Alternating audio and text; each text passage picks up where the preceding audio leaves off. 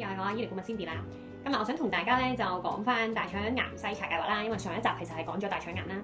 我做咗醫療顧問超過10年啦，咁平時嘅工作其實就係幫唔同嘅客人解決佢哋喺醫療上嘅問題，接觸超過大大小小過萬宗嘅醫療個案啦。依家同緊過百位香港專科醫生啦，同埋唔同嘅保險公司合作啦。而且我間中都會去下商業機構嘅公司做下醫療上或者健康資訊上嘅分享添。咁都簡單地講咧，其實咧大腸癌係香港3大最常見嘅癌症，都係香港致命癌症中排第2名嘅癌症嚟嘅。咁所以咧，如果及早發現啦或者治療咧，其實真係的確提升翻個存活率啦。而計劃嘅目的咧，都係鼓勵翻市民啦，因為通過翻呢個早期嘅篩查啦，去預防翻，同埋咧就及早發現大腸癌或者係癌前病變嘅呢個計劃咧，其實就適合啲50歲至75歲嘅人士啦，即係1949年至1975年出世嘅人士，冇任何大腸癌症狀嘅香港居民啦，或者係豁免登記證明書嘅人士啦，都係要已經登記咗電子健康記錄互通系統，即係我哋講醫健康。咁如果假設咧你係有大腸癌嘅症狀啦，即係可能曾經有過大腸癌，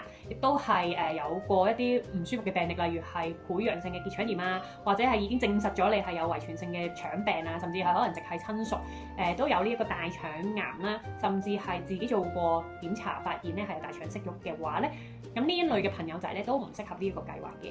咁首先咧，其實成個嘅計劃流程係點嘅咧？頭先我講咧要登記醫健通啦。如果咧你係未登記醫健通嘅話咧，唔緊要，可以上翻 website 度登記翻，或者帶翻身份證啦，同埋3個月嘅有效主義證明啦，親身咧去翻登記站度辦理手續啦。而合資格嘅人士咧，可以透過呢一個參與計劃咧，去見翻基層嘅醫療醫生啦。咁醫生咧會提供1次嘅診症啦。如果做完大便檢測咧，結果係 positive 嘅話咧，咁就要見第2次醫生嘅。咁首先我講咗第1次嘅診症啦，其實第1次診症咧就係醫生要評估翻係咪適合參加呢個計劃啦。咁亦都同時間咧都會講翻呢個大腸癌篩查嘅資料啦，同埋派發大便隱血測試呢個套裝嘅，當中有2支取便管啦，同埋一啲相關嘅資料，咁解釋翻究竟做呢個篩查嘅好處啦，同埋風險嘅。咁至於咧有啲朋友一定會問㗎啦，咁使唔使錢嘅咧？嗱，如果做大便隱血測試嘅費用咧都係由政府去承擔嘅。咁然後啦，我拎咗樽啦，咁咧就可以喺屋企度收集樣本啦，亦都可以將樣本咧交翻去指定嘅地點。咁大概啦，你預方1至2個星期左右啦，就會有個檢測結果嘅。咁但係如果你話我唔知究竟交去邊喎，唔緊要嘅，因為咧頭先我講咧一啲資料㗎嘛，其實嗰個資料入邊咧應該都會有話俾你聽可以交去邊度嘅。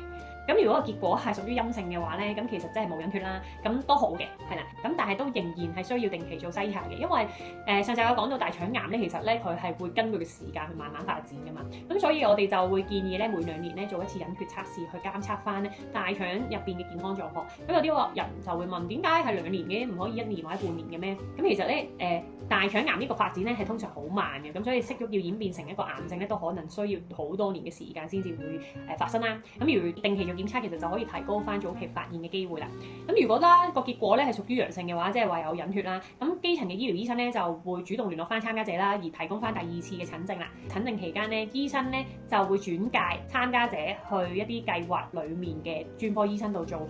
大腸鏡檢查嘅。咁呢啲專科醫生通常係邊類嘅專科醫生咧？一咧就係外科醫生啦，2咧就可能係腸胃肝臟科嘅醫生。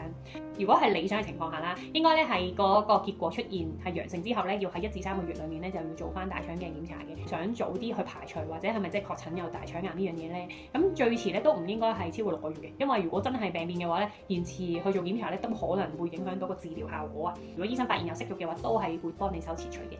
咁切除咗嘅息肉咧係會送去化驗所度進行組織化驗啦，都係確定翻究竟息肉嘅性質啦，例如係咪良性啊，定係癌前病變啊。咁醫生可能都會建議參加者咧定期繼續進行大腸鏡檢查啦，去監測翻大腸健康嘅狀況。咁如果嗰粒息肉真係唔好彩啦，係癌前病變嘅話咧，咁醫生咧都會根據翻個情況去安排進一步治療嘅。呢一個計劃嘅費用咧，有好多朋友都會問啊，就係咁嘅。其實咧政府咧就好好啦，因為佢提供咗一啲定額嘅資助。咁但係當然都有啲醫生可能係會收取翻額外嘅費用啦。咁